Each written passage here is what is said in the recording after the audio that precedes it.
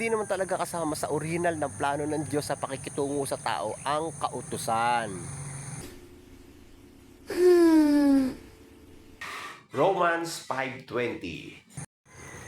The law was added so the trespass might increase. Ibinigay ang kautusan para mamaga ang kasalanan. Ang salitang ginamit sa Grego ng added ay parasekomai, ibig sabihin to replace. Kaya ang best example niyan is yung nasa Exodus 15:16 at saka yung Numbers 21. Ano ba yung senaryo doon? Di ba ang senaryo doon ng mga Israel ay nagugutom at walang makain noong mga oras na yon, kaya nagreklamo sila kay Moises. Ngayon, ang ginawa ng Diyos, nagpadala ng mana. O, kailan ba pumasok ang law o yung batas? Sa verse 20. Pagdating doon sa Numbers 21, parehas ang reklamo ng Israel. Pagkain pa rin.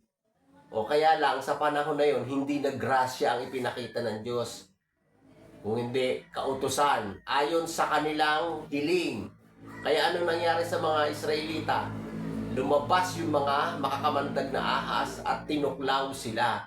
O, yun ang best example ng grace replaced by law covenant. Kaya bakit ka pa magpapakahirap? Grace na nga. Sabi sa Exodus 19:4-6, now if you obey me fully and keep my covenant, then out of all nation you will be my treasure. Doon pa may binanggit na if you keep my covenant. Kasi nung mga panahon na yan, hindi pa pumapasok ang law. Ang present na tipan nila ay nasa ilalim ng tipanan ng kanilang ninuno na si Abraham, which is grace. Tandaan, wala pang kautusan sa panahon ito. Ang basihan ng pakikitungo ng Diyos sa Israel ay hindi sa kanilang kabutihan.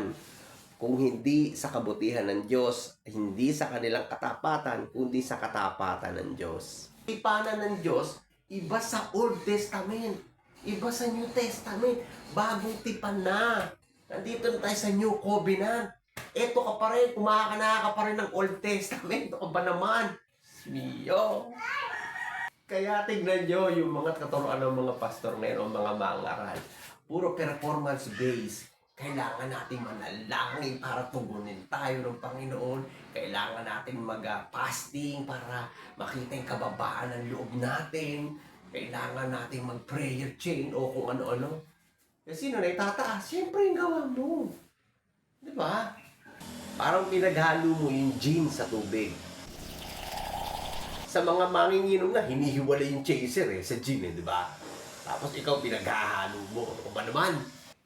Isipin mo na lang, nagtuturo ka sa Old Testament, sa batas ng mga Hudyo.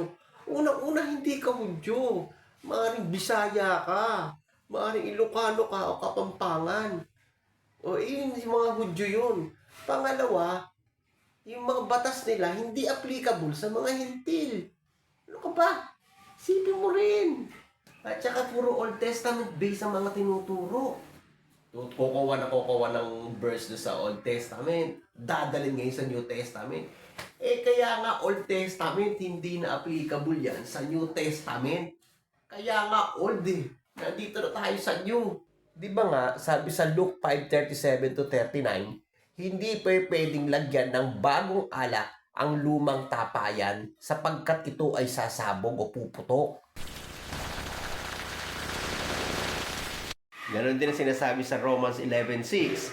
Kapag ang grasya ay pinatakan mo ng works, it is no longer grace at all.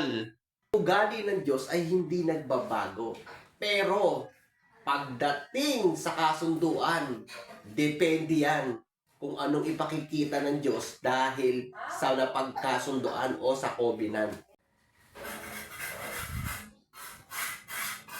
Kaya ang laki pasalamat ko na gumamit ang Diyos ng isang bishop. Kilala mo na kung sino ka ha. Na nabuksan ako regarding doon sa grace-based teaching. Ang papuri ay sa Diyos. Kaya sa mga tumanggap ng biyaya, tayo ay charito. Charito magpakailanman. Kaya ano ang big idea? Ang kautusan ay hindi kasama sa orihinal na plano ng Diyos sa pakikitungo sa tao. Did you know?